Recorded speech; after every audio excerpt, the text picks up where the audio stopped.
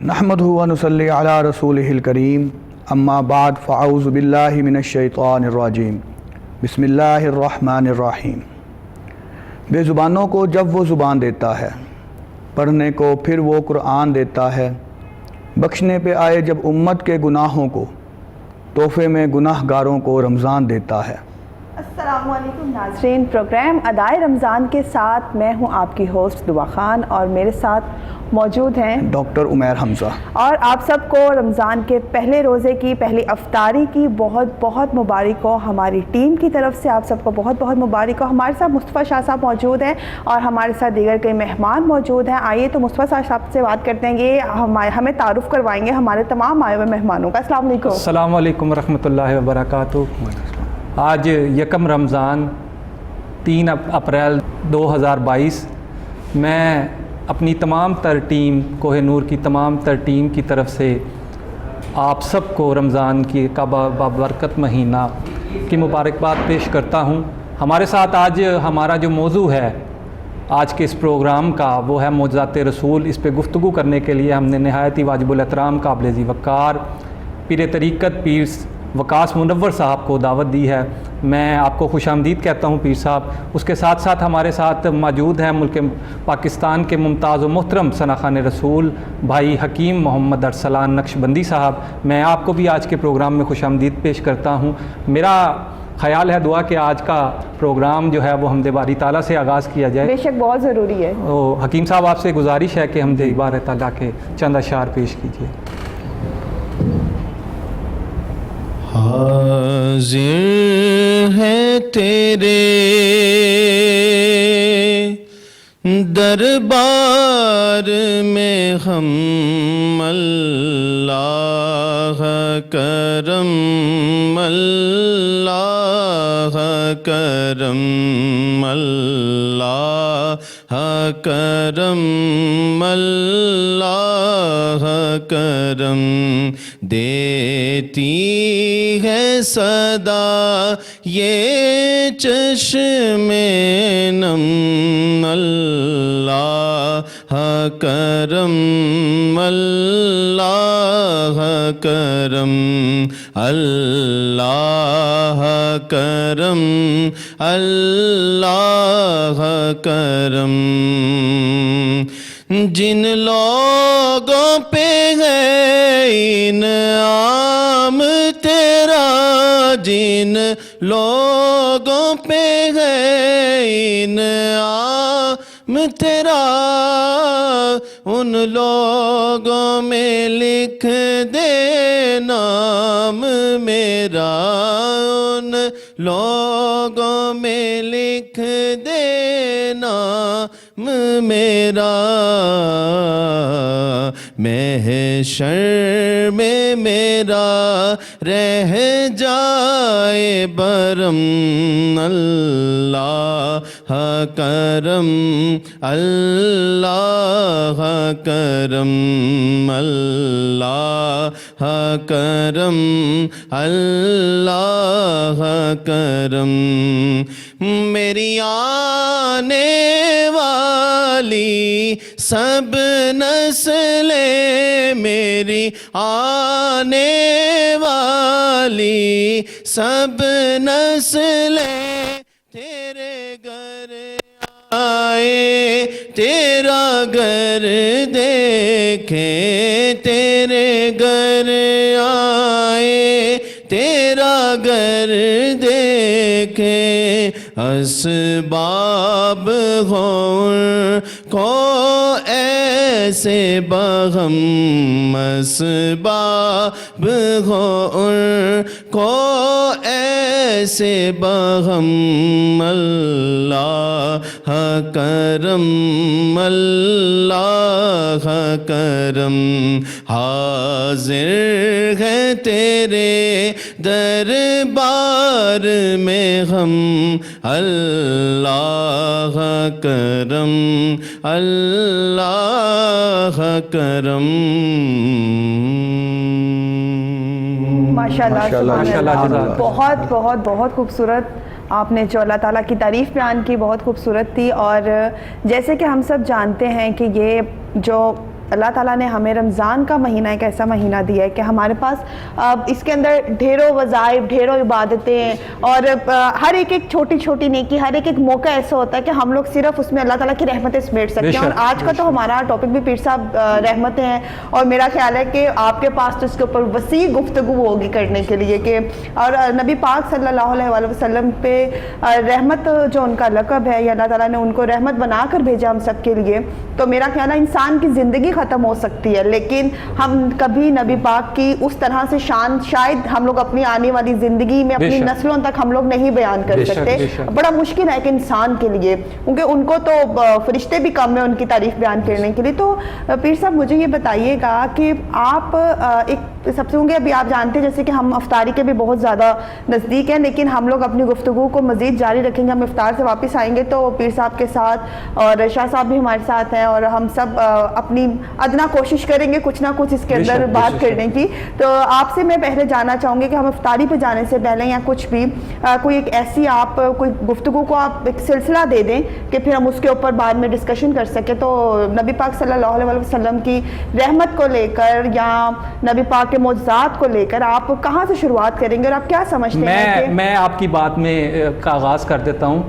پیر صاحب میں سوال یہ کرنا چاہوں گا آپ سے کہ معجزہ کیا ہے؟ جی بسم اللہ الرحمن الرحیم. سب سے پہلے آپ کی کوہ نور کی پوری ٹیم کو مبارکباد پیش کرتے ہیں. ایک بڑا خوبصورت قسم کا اور بڑا منفرد قسم کا آپ کام کر رہے ہیں، اور یہ عبادت کا وہ ذریعہ ہے کہ جہاں تک یہ پیغام جائے گا یہ نیکی ہے. تو یہ وقار شاہ صاحب نے مجھ سے سوال کیا ہے کہ معجزہ کسے کہتے ہیں؟ تو معجزہ کہتے ہیں جس پہ عقل عاجز آ جائے. اللہ عقل جو ہے انسان فطرتی طور پہ اگر آپ سے کوئی کہتا ہے کہ جناب یہ چیز ہے تو آپ کہتے ہیں مجھے یہ دکھاؤ. جب وہ دیکھتے ہیں پھر آپ اس کو ایکسیپٹ کرتے ہیں، تسلیم کرتے ہیں. سب سے پہلے ڈیمانڈ یہ ہوتی ہے کہ آپ اس کا جلوہ دیکھنا چاہتے ہیں. پروردگار عالم کی یہ تعریف ہے کہ مالک کائنات نظر نہیں آتا.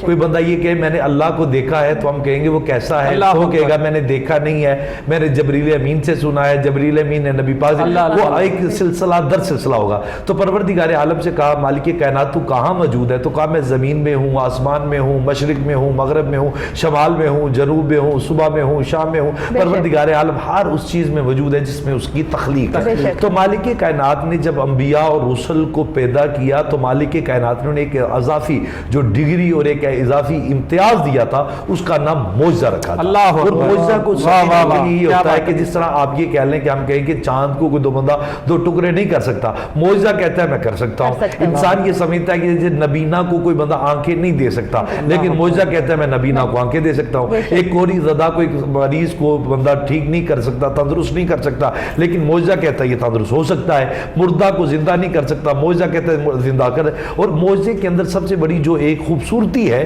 کہ یہ فقط اس کے لیے جو جس سے صادر ہونا ہے اس کا نبی ہونا ضروری ہے. نبی ہوگا یا رسول ہوگا پھر ہی وہ معجزے کا وہ اہل ہے، اس کے قابل ہے. اگر وہ نبوت کے منصب پہ فائز نہیں ہے، رسالت کے منصب پہ فائز نہیں ہے، اگر اس سے کوئی ایسا کام صادر ہو جاتا ہے تو اسے ہم کرامت کہتے ہیں. مثلا جو اللہ والوں سے بزرگوں سے ہوتی ہے. جیسے آپ نے ابھی محترمہ دعا صاحب نے کہا کہ رحمت کے حوالے سے، تو یہاں پہ میں قرآن کریم کی آیت کوٹ کرنا چاہوں گا جس میں خالق کائنات نے اپنی تعریف کی سورہ فاتحہ میں، جس کو قرآن بھی کہا جاتا ہے. تو اللہ پاک نے کہا الحمدللہ رب العالمین. اور جب نبی کی تعریف کی تو اللہ نے کہا وما ارسلناک الا رحمۃ للعالمین. پروردگار عالم تو بھی عالمین کے لیے، تیرا نبی بھی عالمین کے لیے.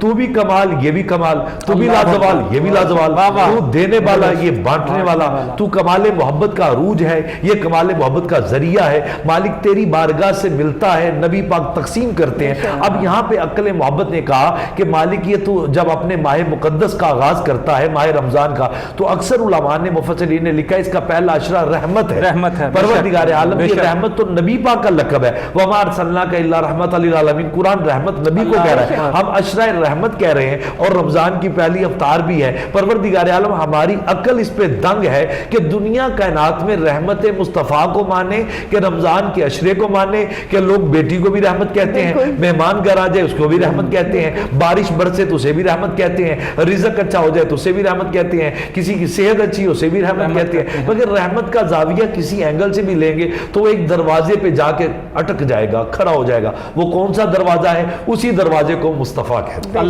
اگر دین کو سیکھنا ہوگا تو دربار نبوی سے ہمیں پتہ چلے گا. اور حسن معجزہ یہ ہے کہ نبی پاک صلی اللہ اللہ علیہ وسلم کی ذات اقدس سے ایسے کمالات حضور سے یہ نہیں ہوا کہ نبی پاک سے کسی نے کہا ہو کہ آپ معجزہ دکھائیں تو میں کلمہ پڑھتا ہوں, تو نبی پاک نے اسے انکار کر دیا ہو کہ میں معجزہ دکھا ہی نہیں سکتا.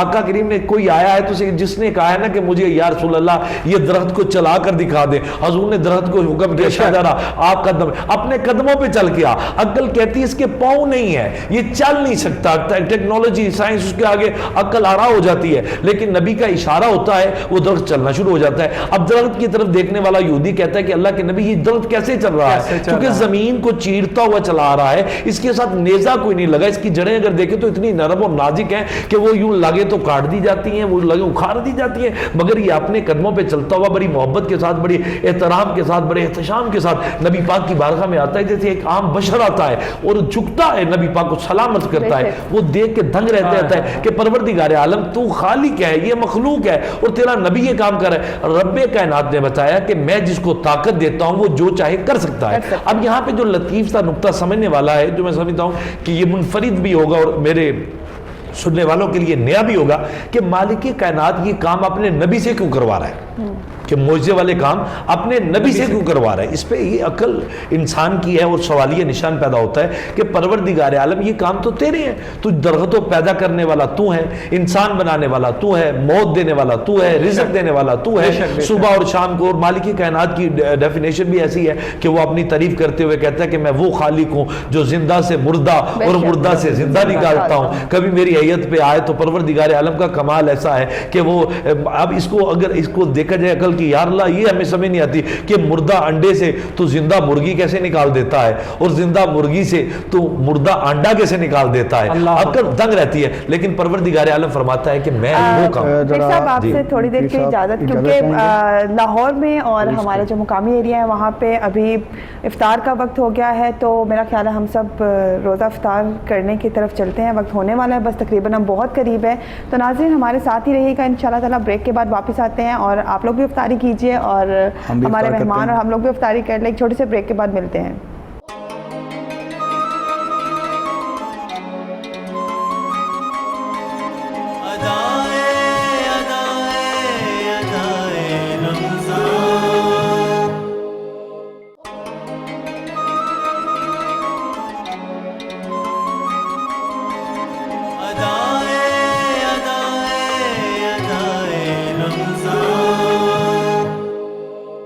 ویلکم بیک ناظرین. جیسے کہ آپ سب جانتے ہیں لاہور کے گرد و نواح میں روزہ افطار ہو چکا ہے اور ڈاکٹر عمیر حمزہ بھی کچھ فریش ہو چکے ہیں روزہ افطار کرنے کے بعد.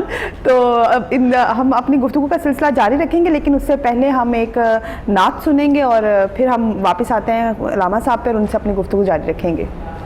جی. کوئی دنیا عطا میں نہیں ہم تا تیرا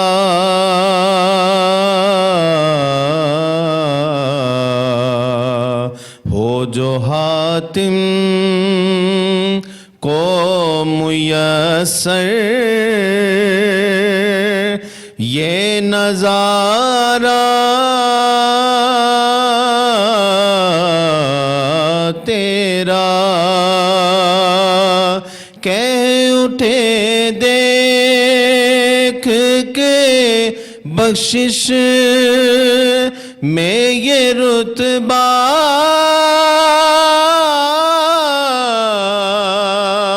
تیرا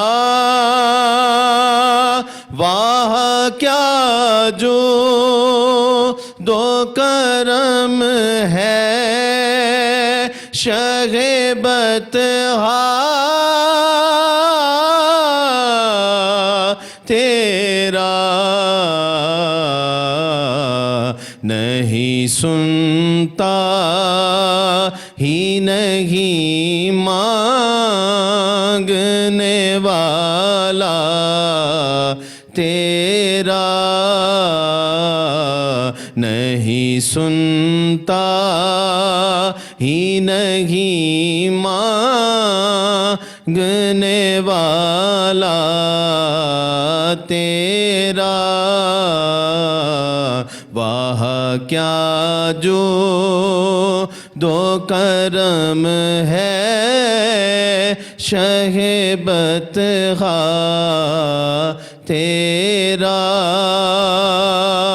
اور کچھ بشر ہونے کے ناطے تجھے خود سا جانے،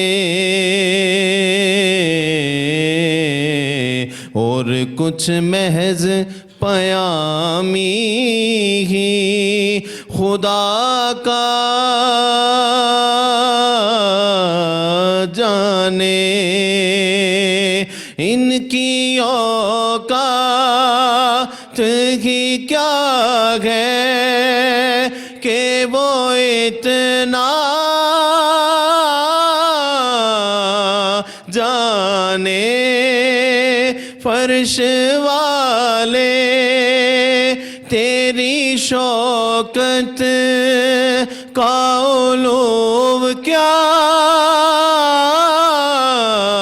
جانے، خسروا عرش پہ اڑتا ہے پھریرا تیرا، خسروا عرش پہ اڑتا ہے پھریرا تیرا، واہ کیا جو دو کرم ہے شہ بطحا تیرا۔ ماشاءاللہ۔ حکیم ارسلان نقشبندی صاحب نعت رسول مقبول صلی اللہ علیہ وسلم پیش کر رہے تھے، بڑے خوبصورت انداز میں، بڑا خوبصورت کلام انہوں نے پیش کیا۔ میں ڈاکٹر صاحب آپ سے ایک سوال کرنا چاہوں گا جی جی، کہ روزے کا جو اثر ہے انسانی جسم پہ وہ کس حد تک ہوتا ہے؟ سب سے پہلے روزہ جس طرح آج کل لوگ ڈائٹ کرنا چاہ رہے ہیں، سب سے اچھا موقع رمضان ہے ان کے پاس کہ آپ باہر کا کھانا نہیں کھائیں گے، آپ ایک ٹائم سے کھانا کھاتے ہیں اور آپ قدرتی چیزیں استعمال کرتے ہیں، پھل فروٹ آپ کھائیں گے، کھجور آپ کھائیں گے، اب اس چیزوں کو استعمال کریں گے۔ جو جنک فوڈ ہے اور فاسٹ فوڈ ہے اسے آپ پرہیز کریں گے، آپ کا آٹومیٹکلی ویٹ بھی کم ہوگا اور آپ کے جو خون کی روانی ہے وہ بہتر ہوتی ہے، فضول جو مادیات آپ کی باڈی میں ہیں وہ نکل جاتے ہیں، جو لو لپڈس ہوتے ہیں وہ کم ہو جاتے ہیں۔ آپ ابھی اپنے ٹیسٹ کروا لیجیے، لپر پروفائل ابھی کروا لیں آج کے دن، اور مہینے بعد کروا لیجیے گا۔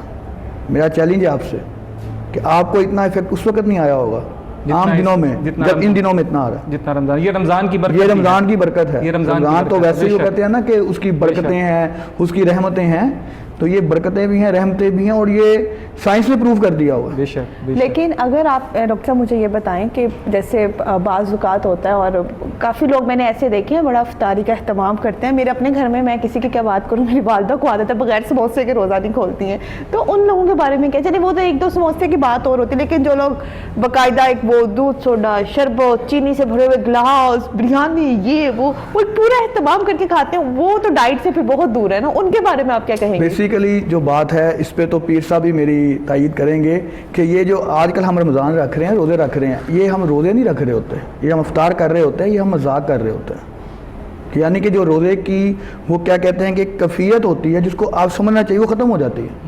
اور مزے کی بات ہے ہم افطاری جب بنا رہے ہوتے ہیں، جو محترمہ نے فرمایا ہے، کرتے ہوئے ہم پکچر ہی پوسٹ کر رہے ہوتے ہیں، ہاں بالکل، تو وہ فائدہ ہی کوئی نہیں ہے اس کا، وہ پھر آپ حالی بھوک پیاس کا فائدہ آپ کو، اچھا کوئی بینیفٹ نہیں ہوگا۔ ایز اے ڈاکٹر اگر آپ کو دیکھیں، اور آپ ہوسٹ تو ہیں ہی ہمارے ساتھ، بڑے آپ ماشاءاللہ ملٹی ٹیلنٹڈ ہیں، لیکن اگر ایز اے ڈاکٹر دیکھیں تو آپ مجھے یہ بتائیں کہ اس طرح کے لوگوں کے لیے رمضان میں بیسیکلی رمضان تو اس لیے نا کہ آپ کی صحت اچھی ہو جاتی ہے، آپ لوگوں کو انر اچھا فیل ہونے لگ جاتا ہے، لیکن جو لوگ یہ سب کھا کے اور پھر عید کے بعد وہ یہ بھی دیکھ رہے ہوتے ہیں کہ کچھ بیماریاں بھی لگ گئی ہیں کیونکہ وہ اتنی اوور ایٹنگ کر چکے ہوتے ہیں رمضان کے اندر۔ اوور ایٹنگ کی بات تو ایک طرف ہے، سب سے پہلے آپ کی جو لائف روٹین ہے وہ تھوڑی چینج ہوتی ہے، پہلے آپ 12 بجے ناشتہ کرتے ہیں، پھر آپ سحری کر رہے ہوتے ہیں، تو یہ چینجز آئیں گی، ہو سکتا ہے بعض لوگوں کو ڈائریا کا بھی ایشو ہو سکتا ہے, Stomach issues بہت زیادہ ایشوز آتے ہیں, ایک دم ہمارا اسٹمک ایکسیپٹ نہیں کرتا اتنا کچھ فوراً بس کھا جاؤ, تو وہ سسٹم بڑا مشکل سارا ہوتا دن ہے. بھوکے رہنے کے بعد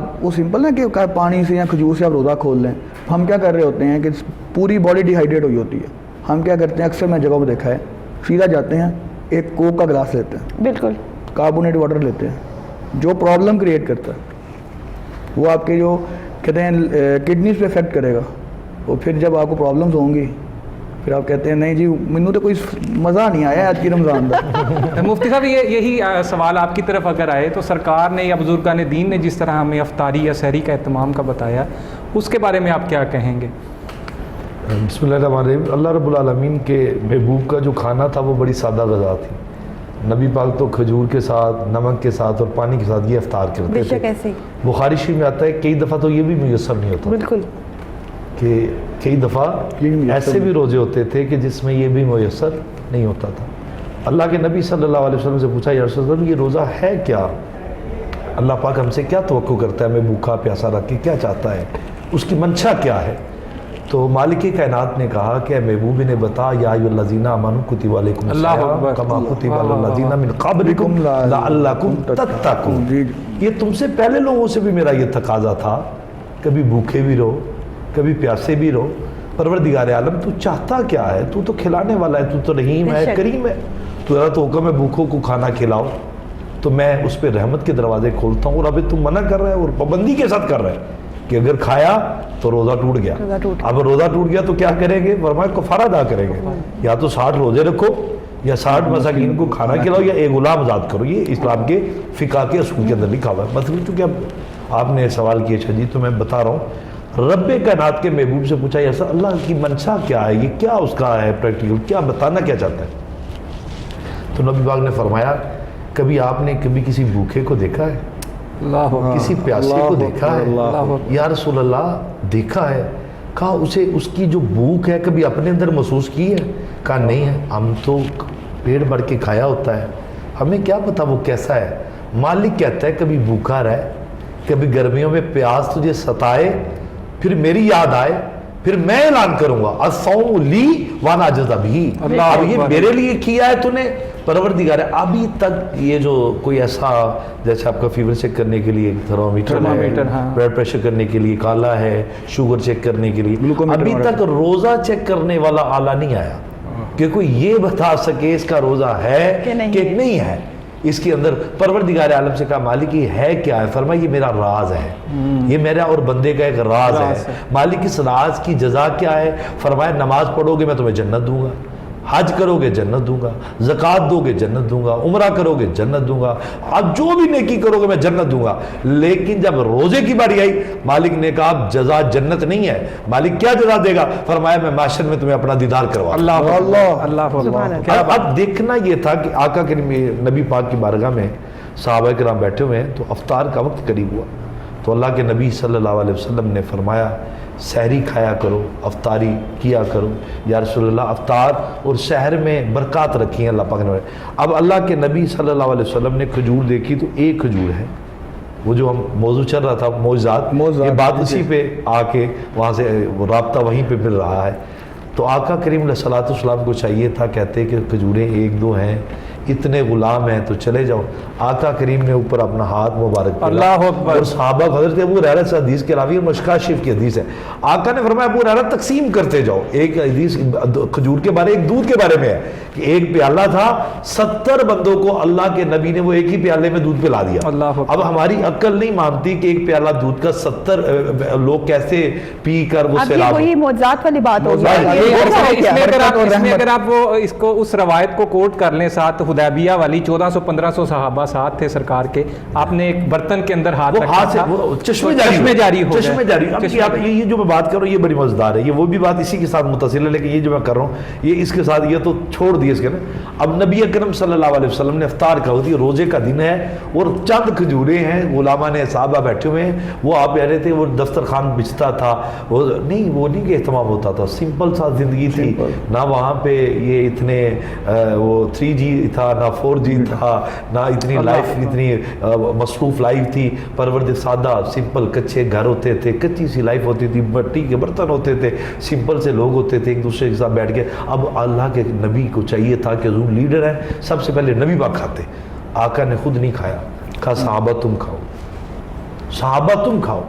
اے نبی رحمت, کائنات کے لیے رحمت للعالمین بن کے آنے والے نبی, آپ کا پیغام پیغام محبت ہے, آپ کا طریقہ امت کے لیے سنت ہے, آپ کا منشا خداوندی ہے کہ رب کائنات آپ کو جس طرح آپ چاہتے ہیں اسی صورت میں رب قرآن نازل کرتا ہے.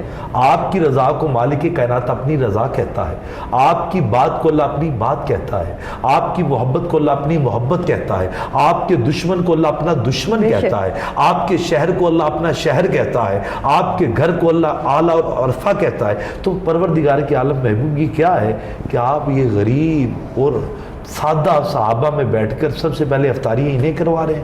آقا نے کہا سنت بن جائے, اگر تمہارے پاس دسترخوان پہ نعمتیں سجی ہو تو میری سنت سمجھ کر, میرا طریقہ سمجھ کر تمہارے پڑوس میں کوئی بھوکا بیٹھا ہو وہ نعمتیں اٹھا کر ایک دسترخوان پہ سجانا, ایک پلیٹ پہ لگانا, ایک پیارا سا افطار بنا کر اسے بھیج دینا. یا رسول اللہ ہمیں کیا ملے گا؟ کہا جتنا ثواب اس روزہ رکھنے والے کو ملے گا اتنا ثواب تمہیں کروانے والے کو ملے گا. اور روزہ اصل میں اسحار کا نام تھا, اور اسحار انسان کو جذبہ تب آتا ہے جب وہ خود محسوس کرتا ہے, کسی کا درد محسوس کرتا ہے, کسی کا غم محسوس کرتا ہے, اور انسان کی تو فطرت ہی محبت پہ قائم کی ہے. یعنی کہ ہم رمضان کو کہہ سکتے ہیں یہ جذبہ ہمدردی, یہ جذبہ احساسات لے کے آتا ہے, اسحار کا محبت کا پیغام ہے. اور نبی پاک صلی اللہ علیہ وسلم اب رحمت پہ آقا کریم علیہ السلام یوں تشریف فرمائے تو ایک سوالی نے سوال کیا اللہ کے نبی صلی اللہ علیہ وسلم سے کہ پاک پیغمبر سے, یا رسول اللہ میں آپ سے ایک سوال کرنا چاہتا ہوں. آقا نے کہا سوال کر.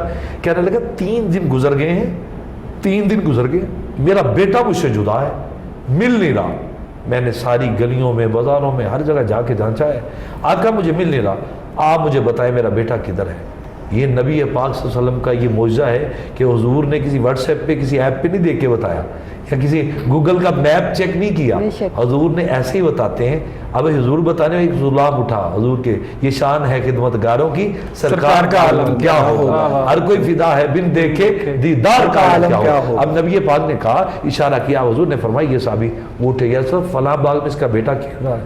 اب باپ تھا, فوراً اٹھا حضور سے اجازت طلب کی, چلا گیا. حضور نے پھر بلایا, آقا نے کہا میری بات سن, باغ میں چلے جانا, جا کر بیٹے کو سینے نہ لگانا, پیار نہ کرنا. اب وہ کہنے لگا 3 دن کا میں وہ اپنے بیٹے سے جدا ہوں, اور میں باپ ہوں, میری محبت اس معیار پہ ہے, صبر کا پیمانہ لبریز ہے, میں تو دیکھتے چل پڑوں گا. آقا نے کہا طریقہ تیرا اچھا ہے, بات تیری ٹھیک ہے, مگر جو میں بتانا چاہتا ہوں وہ سن. یا رسول اللہ ہے کیا ہے؟ فرمایا اس باغ میں ہو سکتا ہے کوئی ایسا یتیم کھیل رہا ہو جس کے باپ کے ملنے کی امید نہیں ہے, جس کے باپ کے آنے کی امید نہیں ہے, تو میرے دین اسلام نے, فطرت نے, اس رحمت نے گوارا نہیں کیا کہ تو جا کے اس کو پیار کرے اور وہ بچہ اپنے باپ کو یاد کر کے روئے. یا رسول اللہ کروں کیا؟ فرمایا اسے گھر لے جانا, پھر پیار کرنا, پھر محبت کا جتانا. یہ اسلام کا اصول تھا, طریقہ تھا. اور نبی رحمت صلی اللہ علیہ وسلم کا یہ معجزہ ہے کہ آقا کریم سے اگر کسی نے گھر کا پتہ پوچھا حضور نے بتا دیا. بے شک. جی خواتین و حضرات, اب کراچی میں اور اس کے مضافات میں اذان مغرب کا وقت ہوا جاتا ہے, اور پھر ملتے ہیں ایک چھوٹے سے وقفے کے بعد.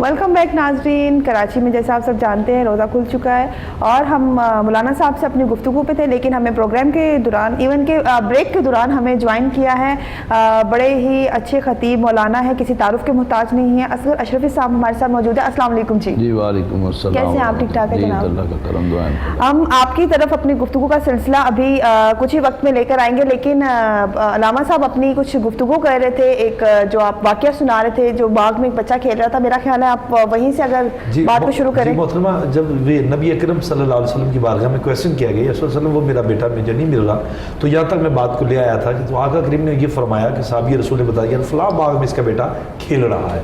اب اسے اپنے بیٹے کا پتہ مل گیا، اب اس نے اجازت لی، حضور سے جانے لگا، وہ قدم اٹھا چکا تھا، نبی پاک نے اسے واپس بلایا، کہنے لگے اللہ کے کریم آقا علیہ السلام نے فرمایا کہ وہاں پہ جا کر باغ میں اپنے بیٹے سے پیار نہ کرنا، اسے سینے نہ لگانا، اسے ماتھا نہ چومنا. تو اس نے پوچھا فدا کا امی بابی رسول، میرے باپ اب قربان ہو جائے یا رسول اللہ، وجہ پوچھ سکتا ہوں؟ میرے آقا نے فرمایا اس کی وجہ یہ ہے کہ وہاں پہ کوئی ایسا بچہ کھیلتا ہوگا جس کا باپ دنیا سے چلا گیا ہو، اور وہ جب تو پیار کرے تو اسے اپنا باپ یاد آ جائے، جب تو محبت کرے اسے اپنی محبت یاد آ جائے. اب دیکھیں یہیں پہ میں روک کر اپنے سننے والوں کو ایک پیغام دینا چاہتا ہوں. دنیا کائنات میں روزہ یہی تو ہمیں سکھاتا ہے کہ تیرے آگے کھانا ہو تو یہ نہ ہو تیرا ہمسایہ یہ ترستا رہے ان نعمتوں سے، تمہارے گھر کے پڑوس میں وہ بچے بھوک سے بلکتے رہیں. اسلام نے یہی تو ہمیں اصول دیا ہے، اور اسلام کو اسی لیے تو سب سے اعلیٰ ترین مذہب اسلام کو گریٹ آف دا اسلام کہا جاتا ہے، چونکہ اس کے رول اور اس کے طریقے ہر ایک کے لیے یکساں ہیں. یہ کہیں پہ تجاوز کو برداشت نہیں کرتا، یہ برداشت نہیں کرتا کہ بیٹا اپنا ہے، پیار اپنا ہے، وہ فادر اس اپنے سن کو جا کر سینے لگا کر پیار نہیں کر رہا. کیوں نہیں کر رہا؟ میرے اللہ نے نبی نے منع کیا ہے. یا رسول اللہ یہ فقط اس کے لیے ہے؟ فرمایا نہیں، روح زمین کے ہر باپ کے لیے قیامت تک کے لیے پیغام ہے. یا رسول اللہ کیا پیغام ہے؟ فرمایا 3 چیزیں کبھی نہ کرنا. اللہ کے نبی وہ کون سی چیزیں ہیں؟ فرمایا غریب کے سامنے اپنی دولت کا تذکرہ نہ کرنا. بے شک میرے آقا نے فرمایا بیمار کے سامنے اپنی صحت کا تذکرہ نہ کرنا. اور ایک فرمایا یتیم کے سامنے اپنے بچوں سے پیار نہ کرنا. کہیں اس کا دل دکھ گیا. آج ہمارا وہ آپ بتا رہے تھے، ہم تو وہ افطاری کی وہ لگاتے ہیں، پوسٹ اور اسٹیٹس لگاتے ہیں.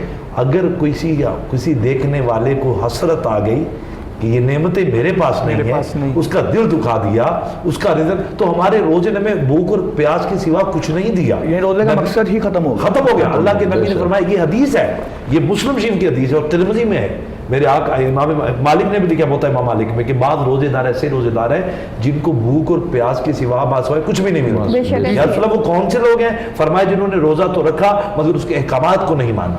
روزے نے ہمیں روکا ہے، ہمیں روزے نے یہ بتایا ہے کہ آپ نے رک جانا ہے. آپ پہ جن جن چیزوں سے آپ کو روکا ہے وہاں پہ رکنا ہے. اگر رک جائیں گے پھر آپ تقوی والے ہیں، پھر آپ متقی ہیں، پھر آپ معراج والے. اب میں وہ واقعہ کمپلیٹ کرتا ہوں. تو جب نبی اکرم صلی اللہ علیہ وسلم کا یہ تربیت لے کر وہاں پہ گیا، وہ یہ صحابی کہتا ہے میں نے اپنے بچے کو لیا، ملا، تو جا کے جب میں لے کے اپنے چلا تو ایک بچہ اس کے ساتھ جو 3 دن سے اس کے ساتھ تھا وہ بچہ اس کے پاس آ گیا. اس نے آ کر پوچھا یہ کون ہے جس کے ساتھ تو جا رہا ہے؟ اس نے کہا یہ میرا باپ ہے.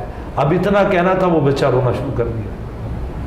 اللہ اکبر. اب جب وہ بچہ رویا اس باپ نے پوچھا بیٹا تو روتا کیوں ہے؟ کہنے لگا بدر کے ایک موقع پہ میرا باپ شہید ہو گیا. سبحان اللہ. میں اس کا بیٹا ہوں، بدری صحابی کا. اس پہ حضور میرے اور آپ کے محبوب علیہ السلام کلمہ غیب بھی آ رہا ہے کہ پہلے ہی اس تو اب نبی پاک صلی اللہ علیہ وسلم نے اب جب دیکھا اس بچے کو پیارے محبت سے دیکھا، اب اس نے اپنا بیٹا لیا، اللہ کے نبی کی بارگاہ میں آیا اور نبی پاک کو کہنے لگا یا رسول اللہ مجھے اسلام کی اس بات نے بڑا دل کو متاثر کیا ہے، پریس ہوا ہوں بڑا. حضور نے کہا وہ کیسے؟ کہا آپ کا میں نے جب کلمہ پڑھا تھا تو میں کافر تھا، یہودی تھا، میں نے اسلام قبول کیا اور مجھے ساری چیزوں کا پتہ تھا مگر یہ والی چیز کا نہیں پتہ تھا کہ اسلام اتنا خیال کرتا ہے، اتنا خیال، انسانیت کی اتنی معراج پہ بات کرتا ہے، اسلام کا اخلاقیات کا ترازو اور اس کا مورل اتنا بلند ہے، اس مقام پہ ہے. تو آقا کریم نے مسکرا کے فرمایا تمہیں نہیں پتا رب کائنات نے ساری کائنات کے لیے مجھے رحمت بنا کے بھیجا ہے، مجھے کائنات کی جان بنا کر بھیجا ہے، مجھے کائنات کی شان بنا کر بھیجا ہے. اب وہ بیٹا اور باپ حضور کی بارگاہ میں آتے ہیں، ان کا پیغام ہے امت کے لیے، ان کا پیغام ہے آج کی امت کے لیے، ہمارے دیکھنے والے ناظرین کے لیے، سامعین کے لیے یہ پیغام محبت ہونا چاہیے کہ ہم سیکھنا چاہیے کہ ہمیں یہ بات یہ نہیں دیکھنا چاہیے کرنے والا بات کون ہے، ہمیں یہ دیکھنا چاہیے وہ بات کس کی کر رہا ہے. وہ اگر رسول پاک کی بات کر رہا ہے تو ہمیں اس پہ عمل کرنا چاہیے. اور نبی پاک کی بات آئی ہوئی بات میں انسان کو کمی کوئی نہیں ہے. اگر آپ نبی پاک کے طریقے پہ پانی پیتے ہیں اسی میں اب وہ میڈیکل کہتی ہے فائدہ ہے، نبی کے بتائے ہوئے طریقے پہ آپ روزہ افطار کرتے ہیں میڈیکل کہتی ہے اسی میں فائدہ ہے. جتنی سادہ اور اور سمپل آپ غذا کھاتے ہیں آپ کی باڈی میں اتنی زیادہ طاقت اور انرجی رہتی ہے. اگر آپ جتنی اپنی ویسٹ انرجی کو خوراک کو فوڈ کو استعمال کرتے ہیں اس کے اتنے اثرات ہیں. اس میں شوگر آ رہی ہے, بلڈ پریشر آ رہا ہے, پتہ نہیں نہ جانے اب تو بے انتہا بیماریاں, ایسی ایسی بیماری ہیں جن کا نام بھی نہیں اگر ہمیں سمجھ آتا. میں ڈاکٹر میں جانتی ہوں آپ ایک سوال کرنا چاہ رہے ہیں, لیکن اس سے پہلے میں تھوڑا سا انٹرپٹ کروں گی. اور مجھے وہ علاوہ صاحب کی بات سے ایک سوال یاد آ گیا. اگر ہم دل آزاری کی بات کرتے ہیں اس حوالے سے, میں آپ دونوں سے اس بارے میں ایک رائے چاہوں گی کہ سم ٹائم ایسا ہوتا ہے انسان کی ٹینشن نہیں ہوتی. اب جیسے آپ نے ایک واقعہ سنایا, اب اگر نبی پاک اگر منع نہ فرماتے تو وہ آدمی تو نہیں جانتا تھا کہ اس کا ایسا وہاں پہ کوئی بچہ موجود ہوگا یا اس کی دل آزاری ہوگی, اس کو تکلیف ہو سکتی ہے. تو وہ تو چلے لوگ بہت سے موجود ہیں جو جان بوجھ کے لوگوں کا دل دکھاتے ہیں اور بڑا کچھ کرتے ہیں, لیکن اب کسی کے اگر آپ اٹینشن نہ ہو کسی کی دل آزاری کرنے کی, کسی کا دل دکھانے کی, لیکن وہ پھر بھی انسان کسی کی وجہ سے رو پڑے یا اس کے دل آزاری ہو سکے, تو کیا پتہ نہیں کسی اور کے دماغ میں یہ سوال آیا نا, میرے ذہن میں آیا تو میں نے سوچا میں کر لوں, کیونکہ ایسے جو نالج والے لوگ ہوتے ہیں کم ہی سامنا ہوتا ہے, یہی ڈیز ہوتے ہیں ہمارے پاس. تو کیا ہمیں دیکھیں دل دکھانے والے کے تو آپ کو پتہ اللہ تعالیٰ کا فرمان ہے کہ اگر کسی کا دل دکھایا تو آپ کو اس کی معافی تب تک نہیں جب تک وہ انسان آپ کو معاف نہ کرے. تو جس کے ٹینشن نہیں ہے اس بندے کے بارے میں کیا, اس نے تو کسی ایک پلان کے ساتھ تو نہیں کچھ ایسا کیا, تو وہ کسی کی وجہ سے کوئی پریشان ہو گیا, تو اس بندے کے لیے کیا اس میں آپ لوگ اپنی کیا رائے دیتے ہیں؟ اس جگہ پہ وہ بیچارہ بندہ کیا کرے جس کا کوئی قصور ہی نہ ہو؟ نہیں, امتحان کے دیکھیے اسلام میں جہاں تک یہ تعلق ہے, آپ نے روزہ رکھا ہوا ہے تو آپ کو پتہ ہی نہیں ہے آپ کا روزہ ہے, تو آپ نے کھا پی لیا تو اسلام سے روزہ نہیں ٹوٹتا. بالکل. تو اس میں معافی ہے, مطلب کہ آپ نماز کی رکعت ادا کرنی تھی, اس میں آپ نے 3 پڑھ لی 4, اس میں سے انسان کو جو غلطی ہے اس پہ رب کائنات کی معافی ہے. مالک کائنات نے اپنا قانون جبر کا نہیں رکھا, بالکل, اس نے جبار اور قہار اس کی شانیں ضرور ہیں, لیکن وہ جب قرآن کا آغاز کرتا ہے وہ کہتا ہے بسم اللہ الرحمن الرحیم, میں رحمان ہوں میں رحیم ہوں. اپنی تعریف مہربانی سے وہ آغاز کرتا ہے, نہ کہ ہمیں مخلوق خدا کو ڈرایا جائے کہ اللہ نے یہ کر دینا ہے وہ کر دینا, کرے گا سارا کچھ, لیکن یہ نہیں ہوگا اس میں وہ یہ نہ دیکھے. دیکھیں پروردگار عالم کی حضرت موسیٰ علیہ السلام نے ایک روایت ہے, آپ فرماتے ہیں کہ میرا رب وہ ہے جو کالے سیاہ پہاڑوں کے اوپر وہ کالے رنگ کی چھوٹی سی چونٹی جو رینگتی ہے, میرا مالک اسے بھی جانتا ہے. تو اللہ رب العالمین سے کوئی چیز سے وہ بے خبر نہیں ہے. وہ میرے دل میں کیا ہے اسے خبر ہے, میرے ارادے میں کیا ہے اسے خبر ہے, میں کرنا کیا چاہتا ہوں اسے خبر ہے. مجھے خبر بعد میں آتی ہے, اللہ کو خبر پہلے ہوتی ہے. لیکن انسان کی خبر کے ساتھ یہ ارادہ جو ہے, جب ہمیں یہ درس نظامی یا کتابیں پڑھائی جاتی ہیں تو بخاری شریف کی پہلی حدیث میں لکھا ہوا ہے انما الاعمال بالنیات. واقعہ استاد محترم سے میں نے یہ میرے استاد تھے مفتی غلام رسول نعیمی صاحب گجراتی رحمۃ اللہ علیہ, میں نے ان سے سوال کر دیا, میں نے کہا مالک کتنی حدیثیں تھی, تو وہ لے آتا یہاں پہ میرے آقا کریم کی یہ حدیث کے مارکر کیوں. فرمایا کہ دین پڑھنے والوں کو پیغام دیا جا رہا ہے, اگر تم نے شہرت کمانی ہے, تم نے پیسہ کمانا ہے, دنیا کائنات میں اپنا نام پیدا کرنا ہے, اور یہ بتانا ہے کہ میرا علم یہ ہے, تو تمہیں یہ مل جائے گا, لیکن یہ دنیا میں اس کا اجر ختم ہو جائے گا. اگر تمہارا مقصد یہ ہوگا کہ میں نے اللہ کی مخلوق کی اصلاح کرنی ہے, نبی پاک کے دین کو پھیلانا ہے, اور رب کی خوشنودی کے لیے کرنا ہے, رضا اللہ کرنا ہے, تو فرمایا یہ بھی اجر مل جائے گا. دونوں اجر تمہاری نیت پہ ڈیپینڈ کرتے ہیں. اگر آپ نے دیکھیں بعض لوگ ہمیں اکثر یہ سوال ہوتا ہے کہ فلاں محترمہ نے جناب دوپٹہ نہیں لیا ہو, چادر نہیں لی ہو, یہ سوال آ جاتا ہے اکثر یہ. تو اس میں اگر نیتاً اگر اس کا فیصد یہ ہے کہ لوگوں کے گناہوں کی طرف سایا جائے, اگر دنیا کائنات میں بدکاری کا سریعام کا کیا جائے, تو وہ انسان اپنے گناہ اپنے نیت سے اپنے قرب سے اس طرف لے کے چلتا ہے. اگر بچنا چاہے تو کلاس میں ٹیچر بھی ہوتے ہیں, فیمیل بھی ہوتے ہیں, تو بچا جا سکتا ہے. یونیورسٹی میں کلچر بھی ہے, تو لہذا اس میں یہ ساری وہ بات ہے, اللہ پاک نیت کے بغیر روزہ بھی نہیں ہے. آپ یہ کریں, کہا جاتا ہے نا عملوں کا دار و مدار نیتوں, حدیث ہے انما الاعمال بالنیات, پڑھتا رہا ہوں یہ حدیث تلاوت کر رہا ہوں. تو میرے آقا کریم علیہ الصلوۃ والسلام نے فرمایا ہاں قیامت والے دن اللہ پاک حساب لے گا, فَمَن يَعْمَلْ مِثْقَالَ ذَرَّةٍ خَيْرًا يَرَهُ, اللہ اکبر اللہ اکبر, وَمَن يَعْمَلْ مِثْقَالَ ذَرَّةٍ شَرًّا يَرَهُ. مالک مثقال کسے کہتے ہیں؟ اب یہ تفسیر میں, تفسیر کبیر میں اور تفسیر درہ منصور کے اندر اس کو لکھا ہے کہ یہ جو سنیار ہوتا ہے نا, یہ اپنے سنیارے کا یہ عورت کا جب زیور بناتا ہے تو اس کو وہ کاٹتا ہے, اس کو چھلتا ہے, اس کو نا وہ بنانے کے لیے وہ جو بھی نیکلس جو بھی ہار وغیرہ بناتا ہے, تو اس کے اوپر سے وہ اتارتا ہے, تو اس کے اندر سے وہ جو ہلکا سا سونے کا وہ مائرن نکلتا ہے نا, اس کو 30 نہیں 70 حصوں میں ڈیوائڈ کیا جائے, پھر ایک مسکال بنتی ہے.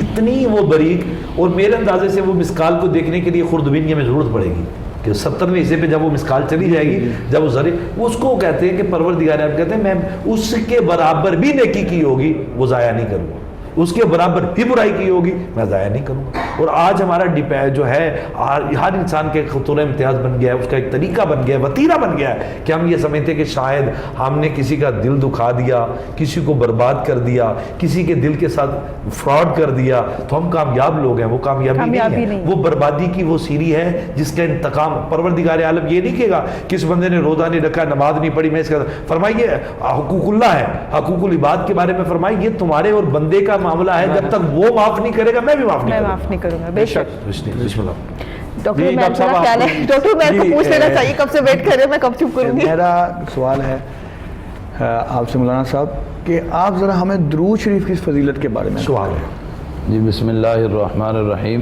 درود شریف کے متعلق نص قطعی ہے کہ اللہ خالق کائنات نے سورۃ الاحزاب کے اندر فرمایا کہ ان اللہ وملائکتہ یصلون علی النبی، فرمایا کہ میں بھی اپنے محبوب علیہ الصلوۃ والسلام پر اور میرے فرشتے بھی آقا کریم علیہ الصلوۃ والسلام کی ذات مبارکہ پر درود شریف پڑھ رہے ہیں۔ سبحان۔ اب اس میں ایک بات ظاہراً یہ ہے کہ آقا کریم علیہ الصلوۃ والسلام نے جو درود پاک کی فضیلت کے متعلق فرمایا، نسائی شریف کے اندر حدیث پاک موجود ہے، فرمایا کہ جو میرا غلام میرے ذات کے اوپر ایک مرتبہ درود پاک پڑھتا ہے اللہ خالق کائنات اس کے 10 درجے بلند کر دیتا ہے، سبحان اللہ، مالک اس کے 10 گناہوں کو مٹا دیتا ہے۔ سبحان اللہ۔ اب اللہ خالق کائنات نے قرآن کے اندر فرمایا کہ ان اللہ، بے شک اللہ تعالی بھی اپنے محبوب علیہ الصلوۃ والسلام پر درود پڑھتا ہے۔ اب سوال یہ ہے کہ ہم درود ابراہیمی بھی پڑھتے ہیں، ہم درود تنجینہ بھی پڑھتے ہیں، درود تاج بھی پڑھتے ہیں، دیگر درود شریف کی تلاوت کی جاتی ہے، پڑھے جاتے ہیں، کیا اللہ خالق کائنات بھی اپنے محبوب علیہ الصلوۃ والسلام پر وہی درود پڑھ رہے ہیں جو ہم پڑھ رہے ہیں؟ جو اللہ خالق کائنات نے خود جو فرمایا کہ ان اللہ، بے شک میں بھی پڑھتا ہوں اپنے محبوب پر درود، اللہ خالق کائنات اس بات پہ، اللہ خالق کائنات جو ہیں وراء الورا ہیں، مالک اپنے محبوب علیہ الصلوۃ والسلام پر اپنی شان سے درود پڑھتے ہیں۔ وہ کون سا پڑھتے ہیں، کب پڑھتے ہیں، کیا پڑھتے ہیں؟ جس طرح اللہ خالق کائنات نے خود فرمایا وَرَفَعْنَا لَكَ ذِكْرَكَ، اے میرے محبوب آپ کے ذکر کو میں نے بلند کر دیا ہے۔ تو وہ مالک کون سا درود پڑھتے ہیں، کب پڑھتے ہیں؟ وہ اللہ خالق کائنات کو پڑھتا ہے۔ مگر امت پہ جو فرض کیا، فرمایا کہ جب تم نے میری عبادت کرنی ہے، میری عبادت کے لیے میری پاک بارگاہ کے اندر کھڑے ہونا ہے، باہر جو کچھ مرضی کہتے پھرو کہ درود پڑھنا جائز نہیں ہے، فلاں نہیں ہے، یا رسول اللہ کہنا ٹھیک نہیں ہے، الصلاۃ والسلام علیکہ یا رسول اللہ پڑھنا ٹھیک نہیں ہے، مگر جب تم میری پاک بارگاہ کے اندر بیٹھو گے میں تمہیں دوزانوں بٹھاؤں گا، دوزانوں بٹھانے کے بعد کہوں گا اب کہو اللہم صلی علی محمد، اب میرے محبوب علیہ الصلوۃ والسلام پر درود دوزانوں پڑھو۔ جب تک دوزانوں درود میرے اور محبوب علیہ الصلوۃ والسلام پر نہیں پڑھو گے اس وقت تک آپ کی نماز ہی مکمل نہیں ہوگی، اور آپ کی نماز جب تک مکمل ہوگی آپ کی نماز کے لیے ضروری ہے اور فرض ہے کہ آپ میرے اور آپ کے محبوب علیہ الصلوۃ والسلام پر درود پڑھیں گے، آپ کی نماز مکمل ہوگی۔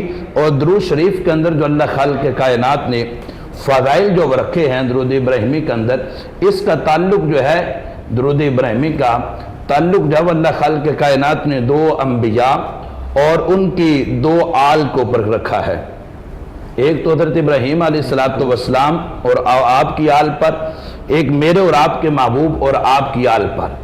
اللہ خالق کائنات نے فرمایا کہ اللہم صلی علی محمد وعلی آل محمد، فرمایا کہ میرے بندے تم میرے محبوب پہ درود پڑھ اور میرے محبوب کی آل پہ درود پڑھ، وعلی آل محمد، جب تک میرے محبوب علیہ الصلوۃ والسلام کی آل نہیں، آل کی محبت نہیں ہوگی، جس طرح اللہ خالق کائنات نے قرآن مجید برہان رشید کے اندر ارشاد فرمایا کہ قل لا اسألکم علیہ اجرا الا المودۃ فی القربى، فرمایا کہ میرے محبوب علیہ الصلوۃ والسلام کے غلاموں قل لا، فرما دیں اسألکم علیہ اجرا، میں تم سے کوئی سوال نہیں کرتا، محبوب نے کہیں کہ میں آپ سے کچھ نہیں مانگتا، آپ کو جہالت سے نکال کے اجالے کی طرف لایا، میں نے آپ سے کچھ سوال نہیں کیا کہ مجھے فلاں دے، آپ کو اندھیروں کی طرف سے نکالا آپ کو روشنی دی، آپ کو کفر سے نکالا آپ کو ایمان دیا، حتیٰ کہ آپ جو چھوٹی چھوٹی باتوں پہ جھگڑا کرتے تھے میں نے آپ سے کچھ سوال نہیں کیا، مگر آپ سے کچھ اگر طلب کرتا ہوں، سوال کرتا ہوں الا المودۃ فی القربى، میری اہل بیت کے ساتھ قربت اختیار کرنی ہے، مودت اختیار کرنی ہے۔ مودت جس طرح جو اللہ خالق کائنات نے مودت دی ہے، پانی کے اندر جو مچھلی ہے جب اس کو نکالا جاتا ہے تو وہ مچھلی تڑپ تڑپ کے اپنی جان دے جاتی، اس لیے مالک نے فرمایا کہ جب تم نے درود پڑھنا ہے میری آل کے ساتھ، میرے محبوب کی آل کے ساتھ مودت اتنی رکھنی ہے کہ تمہارا ظاہر بھی میرے محبوب کی آل کی غلامی کے اندر تڑپے اور تمہارا باطن بھی میرے محبوب علیہ الصلوۃ والسلام کی اہل بیت کی غلامی کے اندر تڑپے، تمہارا ظاہر بھی غلام رسول کہلائے، تمہارا باطن بھی غلام رسول کہلائے۔ اس لیے درود ابراہیمی کا تعلق جو ہے یا درود شریف کا جو تعلق ہے وہ اللہ خالق کائنات کے محبوب علیہ الصلوۃ والسلام نے فرمان علی شان کے اندر ہمیں بتا دیا، فرمایا کہ درود وہ ہے کہ جب انسان میری ذات پہ درود پڑھتا ہے، پڑھتا وہ میری ذات پہ ہے، پڑھتا میرے اور آپ کے محبوب کی ذات پہ ہے، فرمایا کہ فائدہ اسی ہو رہا ہے، مقام اس کا بلند ہو رہا ہے۔ یاد رکھیں اگر کوئی میری تعریف کرے گا تو میں خوش ہوں گا، مگر مالک نے میرے اور آپ کے محبوب نے فرمایا تعریف وہ میری کرے گا، شان میری بیان کرے گا، رسالت میری بیان کرے گا، کمالات میرے بیان کرے گا، میرے اوپر درود پڑے گا، مگر بلند درجے اس کے ہو رہے ہیں، بے شک کمال اس کو مل رہا ہے۔ اس لیے میرے اور آپ کے محبوب علیہ الصلوۃ والسلام نے ارشاد فرمایا کہ اللہ خالق کائنات پھر اس کے 10 گناہوں کو مٹا دیتا ہے، اس کے ایک بار درود پاک پڑھنے سے 10 گناہوں کو مٹا دیا جاتا ہے۔ اور پھر آقا کریم علیہ الصلوۃ والسلام نے فرمایا کہ اس کے 10 درجوں کو بلند کیا جاتا ہے۔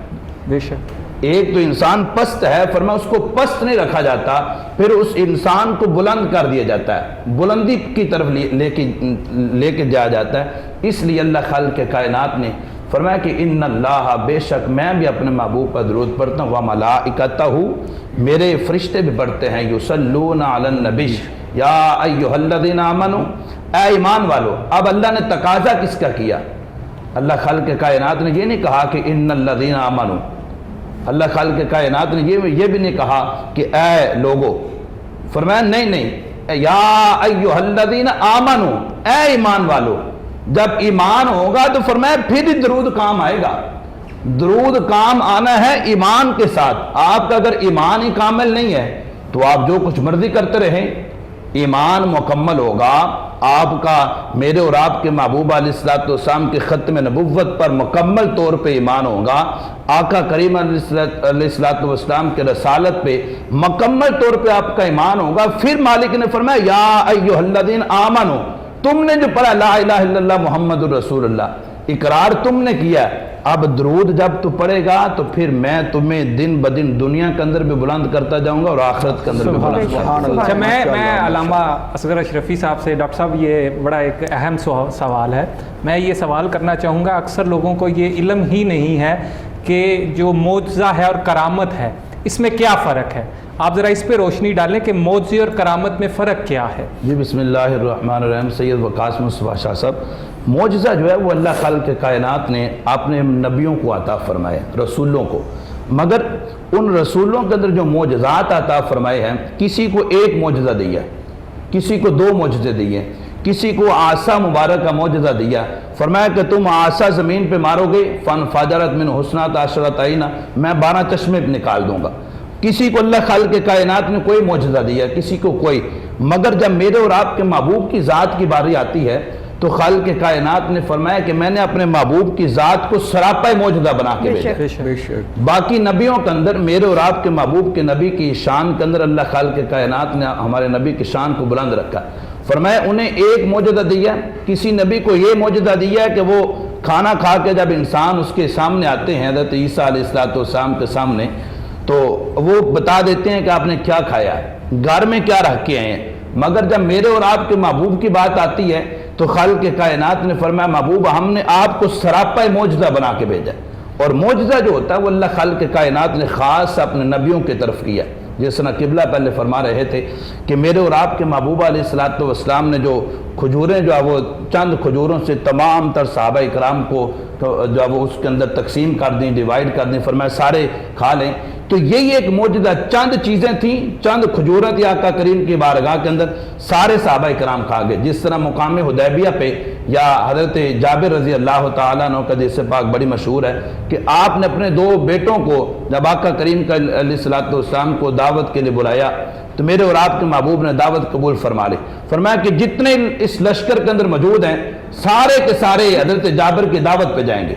اور حضرت آقا کریم علیہ السلام کے غلام حضرت جابر پریشان ہوئے. دل کے اندر خیال آیا کہ میں نے ایک بکرا ذبح کیا ہے اور وہ بھی اس بڑا بکرا نہیں ہے، بچہ ہے، تو اب میرے ساتھ کیا بنے گا؟ ادھر 700 صحابہ کرام کی جماعت ہے، 800 صحابہ ہیں. صاحب ہم باتوں کا سلسلہ یہاں پہ جاری رکھیں گے. وقت ہوا جاتا ہے ایک چھوٹے سے بریک کا، ملتے ہیں بریک کے بعد.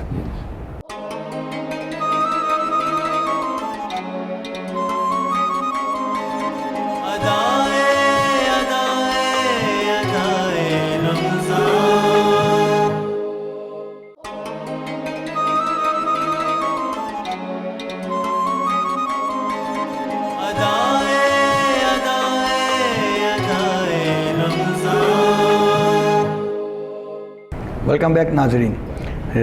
بریک پہ جانے سے پہلے ہم مولانا صاحب سے گفتگو کر رہے تھے تو چلتے ہیں دوبارہ مولانا صاحب کی جانب. جی مولانا صاحب. بسم اللہ الرحمن الرحیم. وہ گفتگو ہو رہی تھی کہ درود پاک کے متعلق میرے اور آپ کے محبوب علیہ السلام نے ایک صحابی رسول حاضر ہوا کہ عرض کیا کہ یا رسول اللہ صلی اللہ علیہ وسلم، میں ایک دن کے اندر آپ کی ذات پر اگر دن کے 4 حصے کروں تو ایک حصہ آپ پہ درود شریف پڑھتا ہوں.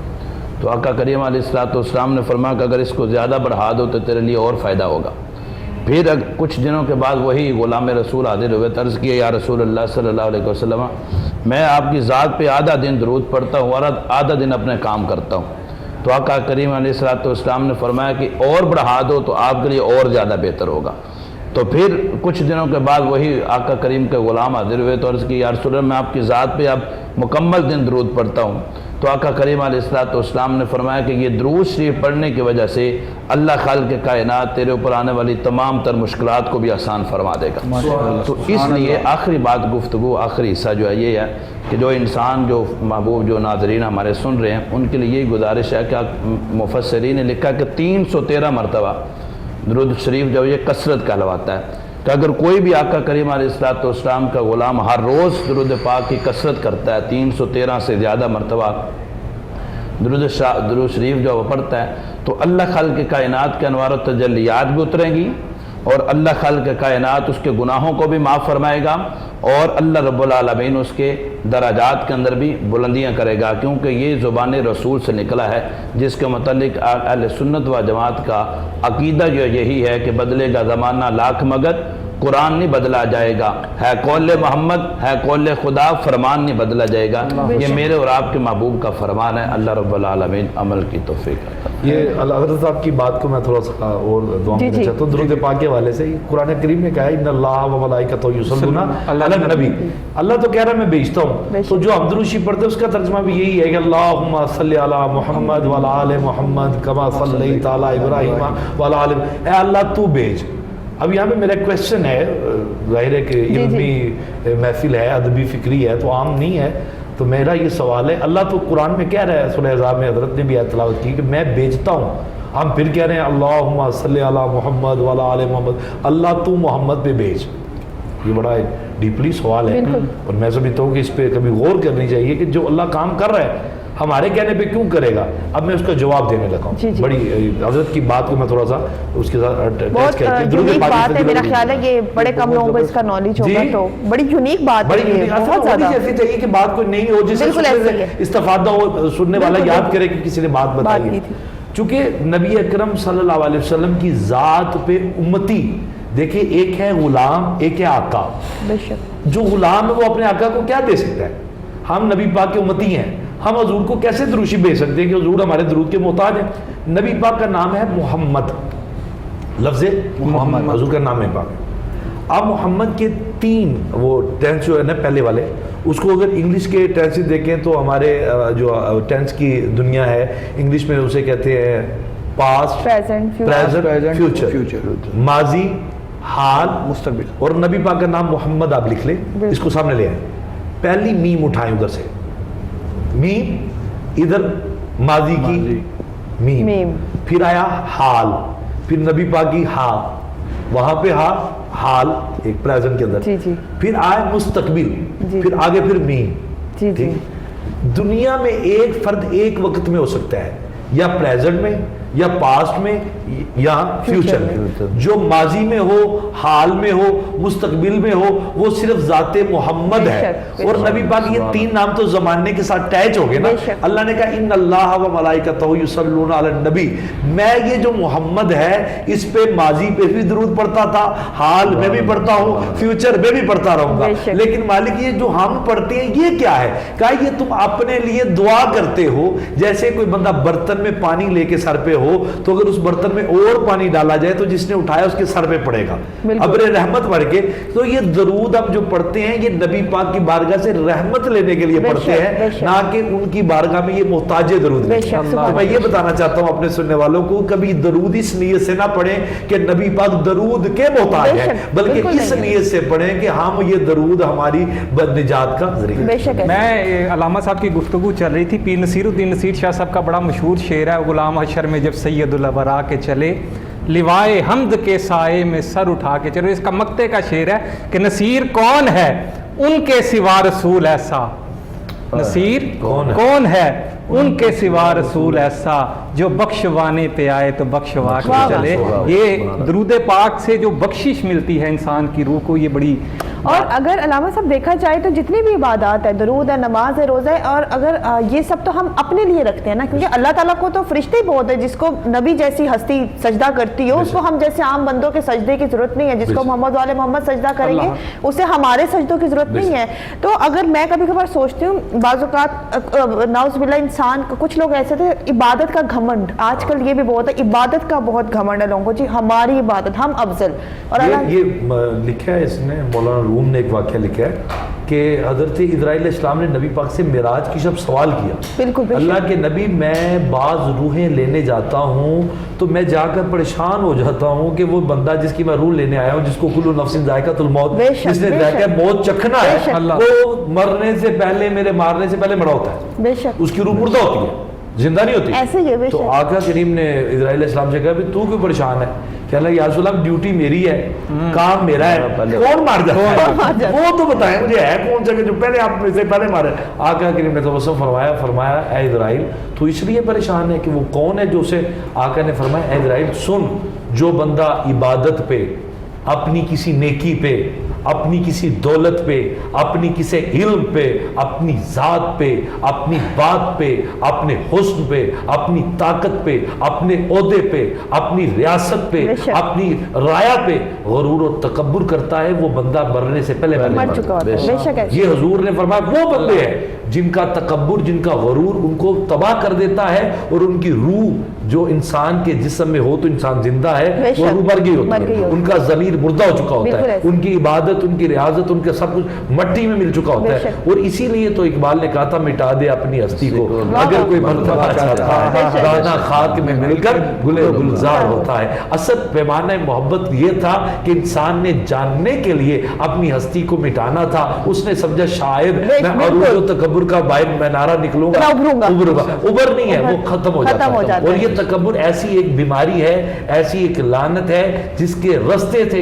انسان کا ضمیر مردہ ہو جاتا ہے، انسان کی روح مردہ ہو جاتی ہے، اور اس کی عبادت کی جو لذت ہے اس کا ذائقہ ختم ہو. ہم نے کئی لوگوں کو دیکھا وہ کہتے ہیں ہم نماز پڑھتے ہیں ہمیں سکون نہیں ملتا، ہم حج کرتے ہیں ہمیں چینجنگ ہی نہیں آتی، انقلاب ہی نہیں آتا، ہم تو ویسے ہی گناہ ویسے ہی کرتے ہیں. کیا ہوگا کیسے جب تک آپ کی روح زندہ نہیں ہے، آپ کا مرکز ہی زندہ نہیں. کبھی دنیا کائنات میں انسان کو تدبر کرنا چاہیے، سوچنا چاہیے، اور فہم و فراست کا یہ درینہ جو ہے، چونکہ اس پہ ہمیں اس بات کا شعور ملتا ہے کہ ہمیں کبھی دیکھنا تو چاہیے کہ ہم جا کس طرح رہے ہیں. اور یہ تکبر کا ایسا مینار ہے جس کی طرف ہم جا رہے ہیں کہ ہر بندہ یہ چاہتا ہے کہ مجھے لوگ کہیں کہ یہ بہت رئیس ہے، یہ بہت علم رکھتا ہے، یہ بہت اعلیٰ باتیں کرتا ہے. اس طرح کی جب سوچ آتی ہے یہ شیطانی سوچ ہے. اور حسین اور یزید کے درمیان میں فرق ہی یہ تھا کہ یزیدی سوچ اور ہے، حسینی سوچ اور ہے. یزید کہتا تھا غرور سے کمال ملتا ہے، حسین کہتا تھا سجدے میں نیاز ملتا ہے. یزید کہتا تھا کائنات کا روب دولت میں ہے، حسین کہتا تھا درود مصطفیٰ میں ہے. یزید کہتا تھا میں مٹا دوں گا، حسین نے کہا میں سب کچھ لٹا دوں گا. عشق نے کنارے محبت سے آواز دی، حسین کہاں رہے گا، یزید کہاں رہے گا. کہا کائنات میں اب بھی بقا ہوگی، جو بھی بیان کرے گا وہ یہی کہے گا یزید تھا، حسین ہے. بس اسی لیے ہم لوگوں کے لیے یہ سمجھنا بہت زیادہ ضروری ہے. جی آپ سوال کرنا چاہتے ہیں؟ جی پیر صاحب، کیونکہ ہماری بات چل رہی تھی معجزات کے اوپر، بالکل. تو میرا آپ سے سوال ایک یہ ہے کہ اعلان نبوت کے بعد آپ صلی اللہ علیہ وسلم نے سب سے پہلے کون سا معجزہ صادر فرمایا تھا؟ نبی پاک صلی اللہ علیہ وسلم غار میں تشریف لے گئے جب اعلان نبوت ہوا تو سب سے پہلے آپ کے پاس جبریل امین تشریف لائے اور قرآن پاک اقرا، جب حضرت جبریل امین کا آنا یہ پہلی وحی تھی جو نبی رحمت پر جب اعلان نبوت 40 سال کی برس میں آئے تو آقا کریم علیہ الصلوۃ والسلام چونکہ اب وہ پیرائے سے اعلان کرنے تھا تو پہلے سب سے پہلے جو معجزہ ملا ہے وہ قرآن پاک ہے.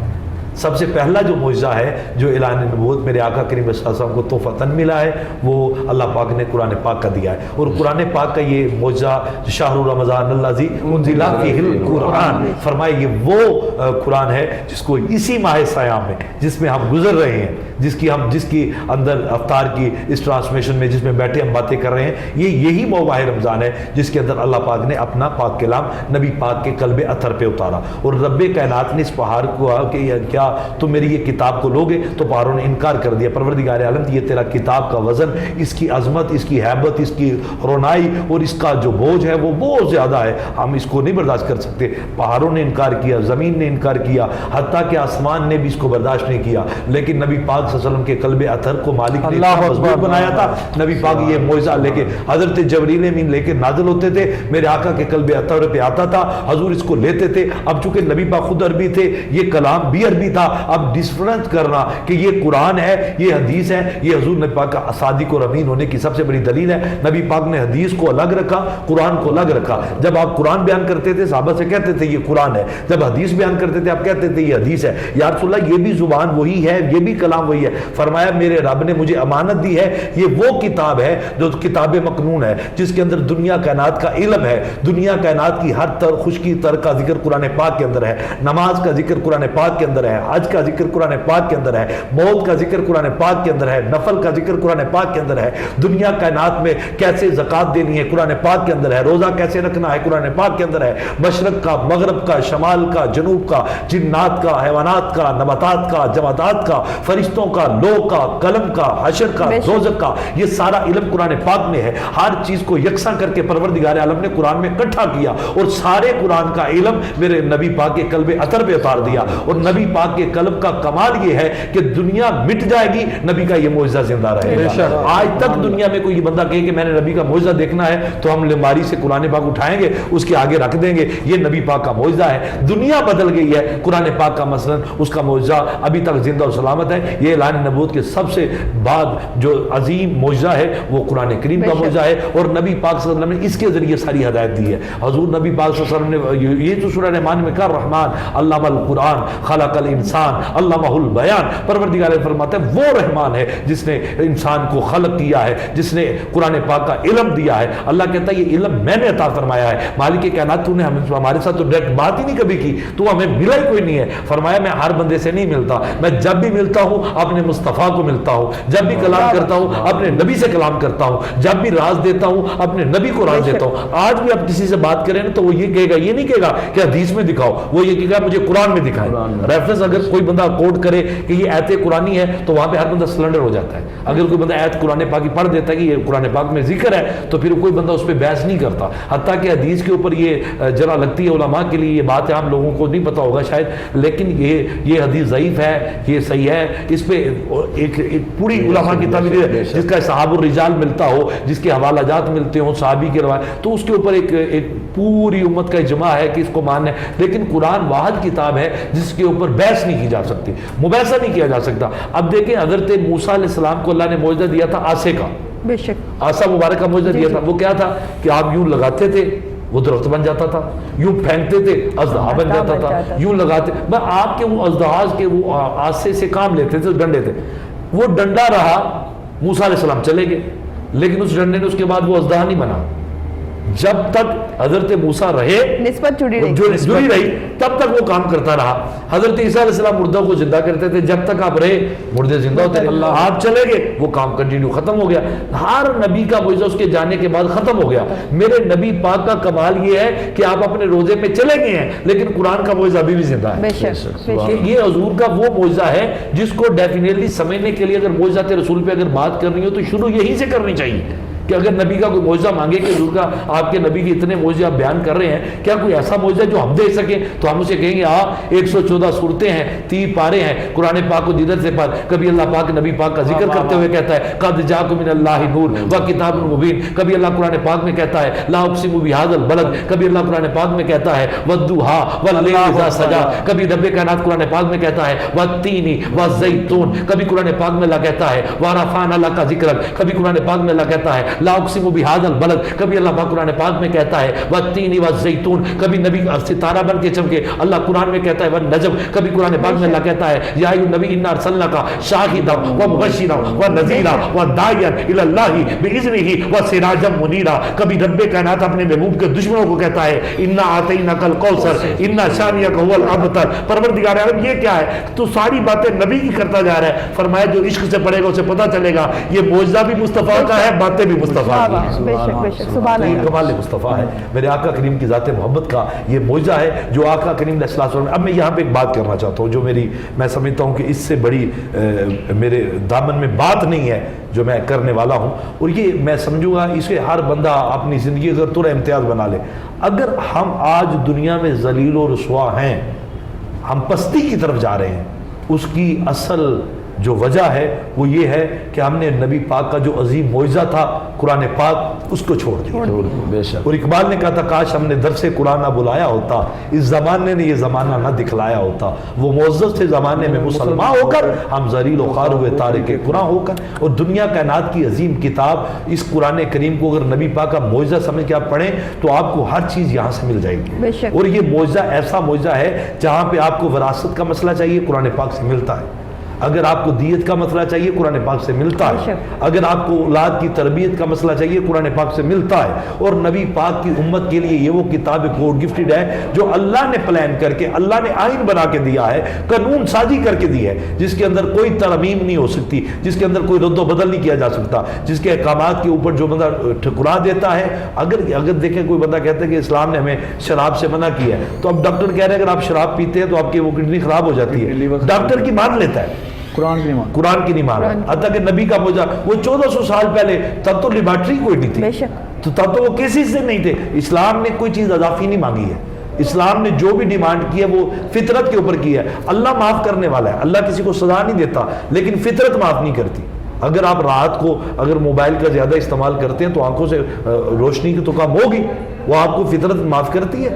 اسی طرح کوئی بھی آپ چیز, آپ فوڈ کے والے سے بات کر رہے تھے, اگر آپ کھانے کی زیادتی کرتے ہیں وہ آپ کو ہیضہ کی طرف تو لے کے جائے گا, ڈائریا کی طرف, وہ سارا جو آپ کا نظام ہے وہ برباد ہوتا چلا جائے گا. لیکن فطرت کے اصول کو ماننے کے لیے قرآن پاک کی کچہری میں آنا, اس کے دامن محبت میں آنا, یہ معجزات رسول کا وہ کمال ہے جس سے ہم پرواز لیتے لیتے اس مسلک پہ, اس مذہب پہ, اس اصل منزل کی طرف جا سکتے ہیں, جہاں پہ جا کے ہمیں ترقی ملتی ہے, جہاں پہ جا کے ہمیں عدل ملتا ہے, جہاں پہ جا کے ہمیں صداقت ملتی ہے, جہاں پہ جا کے ہمیں محبت اور پیار اور رفت کا وہ مقام ملتا ہے. لیکن اس راستے پہ جانے کے لیے ہمارے پاس وہ معجزہ جو ہے وہ قرآن پاک کی صورت میں زندہ اور جاوید اور تابندہ ہے. دنیا کائنات میں ایسی کتاب نہیں ہے کہ جس کی تلاوت سے انسان کو اکتا گیا ہو, یا اس کا دل بیدار آ گیا ہو, یا وہ کہے کہ میں نے قرآن پاک کو مکمل طور پہ پڑھ لیا ہے. اب کوئی چیز ایسی نہیں جو قرآن سے ہو اور مجھے نہ ہو. آپ جب بھی کسی مفسر کو پڑھیں گے وہ نئے انداز میں قرآن پاک کی ٹرانسلیشن کرے گا. جب بھی ایک ہوتی ہے تعویل, ایک ہوتی ہے تفسیر, ایک تعویل ہے ایک تفسیر ہے. اس پہ بڑا لمبا گفتگو ہو سکتی ہے لیکن وہ کرنے کا ٹائم نہیں ہے. میں ایک جملہ صرف کہتا ہوں, تفسیر میں ہر عالم نے اپنی علم کے بساط کے مطابق اپنے زاویے کو الفاظ کو چناؤ کیا ہے, مگر کوئی آج تک قرآن پاک کے حروف مقطعات کا ترجمہ نہیں کر سکا. قرآن پاک کے کچھ الفاظ ہیں, آیات ہیں جن کے الف لام میم یہ حروف مقطعات ہیں, ان کا ابھی تک ٹرانسلیشن نہیں کر سکا. میں الف کا کیا ترجمہ کرے گا, لام کا کیا ترجمہ کرے گا, میم کا, یہ جب ملے حرف بنے پھر ترجمہ ہو سکتا ہے. اب اللہ پاک نے ان کو جوڑ کے الگ رکھا, پورے قرآن پہ الفاظ کو ملا کے بیان کیا ہے, لیکن ان کو الگ الگ کیا, الف لام میم. اب عقلے کے مفسر بڑے بڑے پیدا ہوئے, بڑے بڑے دانشور پیدا ہوئے, ابھی تک, ابھی یہ 1400 سال گزر گئے, کتنی صدیاں گزر گئی ہیں, ابھی تک کوئی ایسا عربی والا, لینگویج والا, وہ دنیا کہہ رہی ہے ہم نے یہ بھی کر لیا, ہم نے وہ بھی کر لیا, ہم نے وہ بھی دریافت کر لیا, ہم نے نیا سیاروں پہ زندگی کر لی, ہم نے یہ کر لیا, وہ کر لیا, جدید علم سارے اکٹھے ہو جائیں,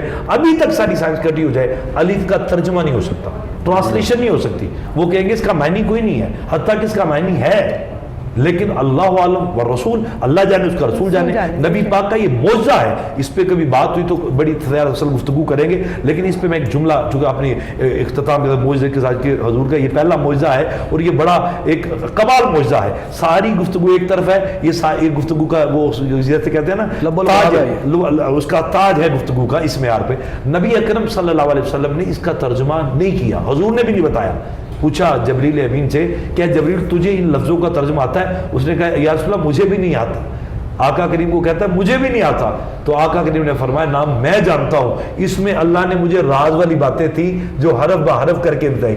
دیکھیں ایسا محبوب ہے کہ جس نے ایک الف کہا نبی پاک سمجھ گئے اللہ کیا چاہتا ہے، لام کہا نبی پاک سمجھ گئے اللہ کیا چاہتا ہے، میم کہا نبی پاک سمجھ گئے. الف لام میم، کبھی ہا قاف ہا یا عین صاد.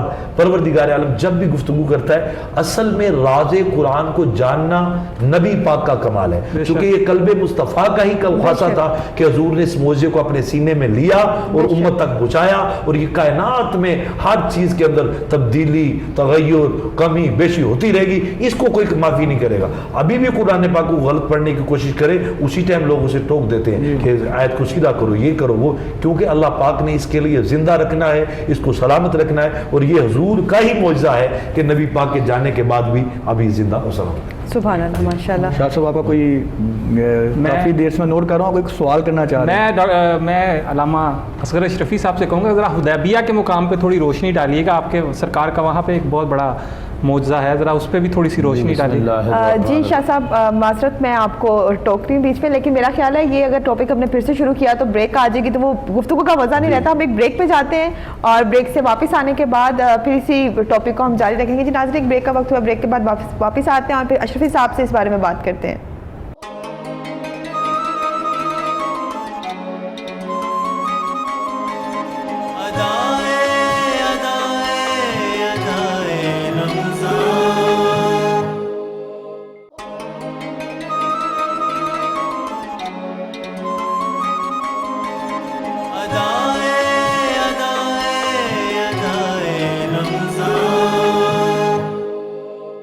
ویلکم بیک ناظرین. جیسے کہ اشرفی صاحب سے ہم اپنی ایک سوال کیا تھا، پتہ نہیں اب ڈاکٹر صاحب نے کیا تھا کہ شاہ صاحب نے کیا تھا، تو اسی سوال سے ہم اپنی گفتگو کو جاری کرتے ہیں. جی بسم اللہ الرحمن الرحیم. یہ مقام حدیبیہ پہ آقا کریم علیہ الصلوۃ والسلام کے غلاموں کی تعداد 1400 سے زیادہ تھی. تو آقا کریم علیہ الصلوۃ والسلام کے غلاموں کے پاس پانی جب کم ہوتا ہے تو آقا کریم علیہ الصلوۃ والسلام نے حدیبیہ کے مقام پہ فرمایا کہ تھوڑا سا پانی لیا ہے. بعض اللہ خلق کے کائنات نے جو انبیاء کو معجزے جو عطا فرمائے ان کا اپنے کمالات ہیں، مگر جو میرے اور آپ کے محبوب کو یہ حدیبیہ کے مقام پہ جو اللہ کی طرف سے معجزہ عطا ہوا، جو آقا کریم علیہ الصلوۃ والسلام نے کمالات جو وہ دکھائے، اس کا انداز ایک الگ ہے کہ جسم کو جب کاٹا جاتا ہے تو جسم سے خون نکلتا ہے. جب حضرت موسیٰ علیہ الصلوۃ والسلام نے زمین کے اوپر جب وہ عصا مبارک مارا پتھر کے اوپر تو وہ پتھروں سے پانی نکلنا یہ دیکھا جا سکتا ہے، آسمان سے پانی اترنا یہ دیکھا جا سکتا ہے. اسی طرح اللہ خلق کے کائنات نے اپنے محبوب علیہ الصلوۃ والسلام کو جو معجزہ دیا، فرمایا کہ آپ اپنا ہاتھ مبارک جب ایک برتن کے اندر رکھیں. جب میرے اور آپ کے محبوب علیہ الصلوۃ والسلام نے وہ برتن کے اندر ہاتھ مبارک جب اپنا رکھا تو اللہ خلق کے کائنات نے کمال اتنا اس کے اندر ہوا کہ 1400 صحابہ اکرام کی جماعت نے پی لیا. بخاری شریف کے اندر حضرت ابو ہریرہ رضی اللہ تعالیٰ عنہ سے راوی ہے کہ وہ صحابی رسول نے پوچھا کہ تب آپ کی تعداد کتنی تھی، آپ کتنی تعداد میں تھے؟ تو صحابی رسول نے یہ نہیں کہا کہ ہم 1400 تھے، پہلے عشق کی بات کی، عشق کی. فرمایا کہ خدا کی قسم ہے اگر اس وقت ہم 1,00,000 بھی ہوتے جو میرے اور آپ کے محبوب علیہ الصلوۃ والسلام کے ہاتھ مبارک سے پانی کا چشمہ نکل رہا تھا، وہ 1,00,000 صحابہ اکرام کے جماعت پہ بھی حاوی ہو جاتا، وہ سارے صحابہ اکرام پی جاتے. فرمایا کہ ہم فقط اس وقت 1400 تھے، اس وقت 1400 صحابہ اکرام نے مقام حدیبیہ پہ آقا کریم علیہ الصلوۃ والسلام کے ہاتھ مبارک سے جو چشمہ جب اٹھا اس سے میسر ہو کے اور پوری دنیا کے اندر یہ پیغام دیا کہ جو بھی کچھ ملتا ہے وہ اللہ خلق کے کائنات کے محبوب علیہ الصلوۃ والسلام کی ذات سے ہی ملتا ہے.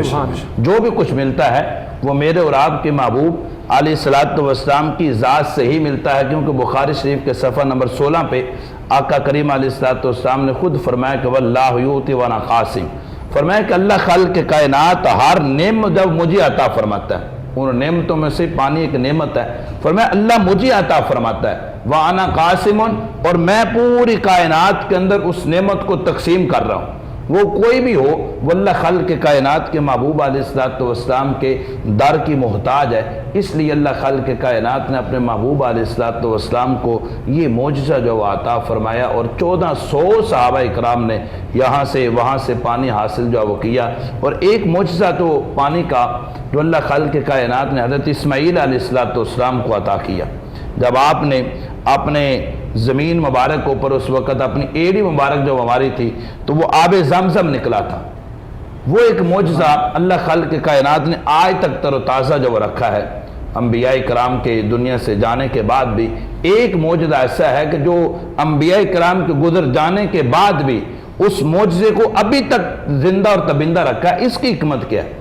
ایک تو میرے اور آپ کے محبوب علیہ السلام کے معجزات ابھی تک زندہ اور تبندہ ہیں، اس کے اندر حکمت یہ تھی کہ اس پانی مبارک کو بعض فقہا نے لکھا ہے کہ میرے اور آپ کے محبوب نے تناول فرمایا، پھر وہ اللہ خالق کائنات نے اس کو آب زمزم کو یہ مقام اور یہ مقام عطا فرمایا کہ اس کے اندر اللہ خالق کائنات نے شفا بھی رکھی ہے اور اللہ خالق کائنات نے اس کے اندر غذا بھی رکھی ہے۔ فرمایا تم اس پانی کو پیتے جاؤ، تمہیں شفا بھی ملے گی اور غذا بھی حاصل ہوگی، مگر جو میرے اور آپ کے محبوب علیہ السلام کے ہاتھ مبارک لگنے سے جو پانی نکلا، میرا عشق یہ کہتا ہے کہ اللہ خالق کائنات کے محبوب علیہ السلام کے ہاتھ مبارک سے جو مقام حدیبیہ سے پانی مبارک کا چشمہ نکلا، اس سے غذا بھی مل رہی ہے، شفا بھی مل رہی ہے اور پینے والوں کو جنت بھی مل رہی ہے۔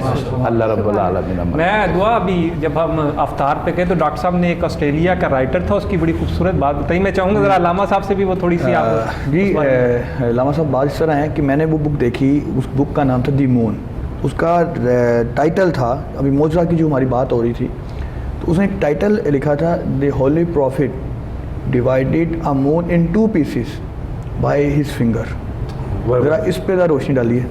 یہ میں نے پڑھی ہوئی کتاب، اس کے اندر وہ کرسچن تھا تو اس نے یہ حبیب یمنی ہے، یمن کا بادشاہ تھا، تو اسے ابو جہل نے ابو لہب نے بلایا کہ یہ اسپیکر بڑا اچھا ہے، تو نبی پاک کے ساتھ ٹیبل ٹاک کرے گا، مناظرے میں حضور کو ہرا دے گا، تو اسے تیار کیا، اس کو پریپیئر کیا، انویٹیشن بھیجا کہ تو ہمارے پاس آ، ہمارا بھتیجا ہے وہ یتیم ہے، تو وہ نبی ہونے کا دعویٰ کرتا ہے، تو ہم اس چاہتے ہیں کہ تو اس سے بات کرے تو ہمیں پتہ چلے کہ حقیقت کیا ہے۔ تو نبی اکرم صلی اللہ علیہ وسلم کو ابو جہل نے دعوت دی، آپ نے وہاں پہ بلایا، تو آقا کریم علیہ السلام جب تشریف لائے تو آقا کریم نے کہا حبیب یمنی سے کہ تو کیا چاہتا ہے؟ اس نے کہا جی آپ اگر نبی ہیں تو آپ کا جادو زمین پہ تو چل سکتا ہے لیکن آسمانوں پہ نہیں چلے گا۔